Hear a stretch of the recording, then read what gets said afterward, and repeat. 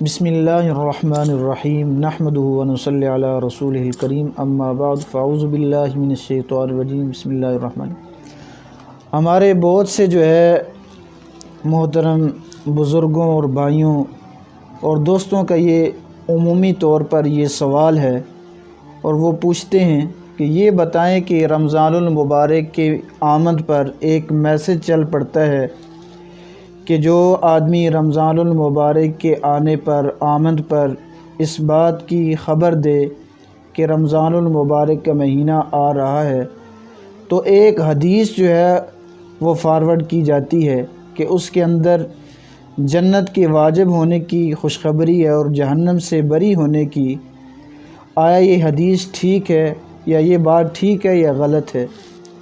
تو میرے سننے والے تمام ناظرین و سامعین، آپ سے گزارش ہے کہ یہ جو حدیث نقل کی جاتی ہے اور فیس بک ٹویٹر پر جو ہے آگے فارورڈ کی جاتی ہے، یہ سراسر موضوع بے بنیاد اور من گھڑت حدیث ہے۔ اس کا قرآن و حدیث سے کوئی تعلق نہیں اور اس قسم کے میسج سے جو ہے ہمیں بچنا چاہیے۔ خاص طور پر فضائل کے کوئی میسج ہوتے ہیں اور ہم بغیر کسی تحقیق کے وہ آگے فارورڈ کر دیتے ہیں، تو اس قسم کے میسج سے اپنے آپ کو بچانا چاہیے، اس لیے کہ آپ صلی اللہ علیہ وسلم کی بڑی سخت وعید ہے۔ آپ نے فرمایا کہ جو آدمی کسی غلط بات کی نسبت، یعنی کسی ایسی بات کی نسبت جو مجھ سے ثابت نہیں ہے، وہ میری طرف کرتا ہے، آپ صلی اللہ علیہ وسلم فرمایا فَلْيَتَبَوَّأْ مَقْعَدَهُ مِنَ النَّارِ، تو اس آدمی کو چاہیے کہ اپنا ٹھکانہ جو ہے جہنم میں بنا لے۔ تو بہت سخت وعید ہے، ہمیں اس سے بچنا چاہیے۔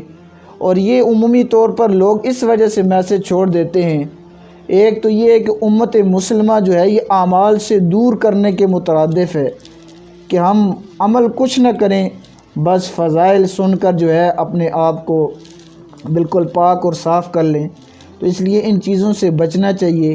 ہاں، کوئی احادیث، کوئی بھی بات آپ کے پاس پہنچتی ہے، آپ اس کی تحقیق کریں، پھر اس کو جو ہے آگے فارورڈ کریں۔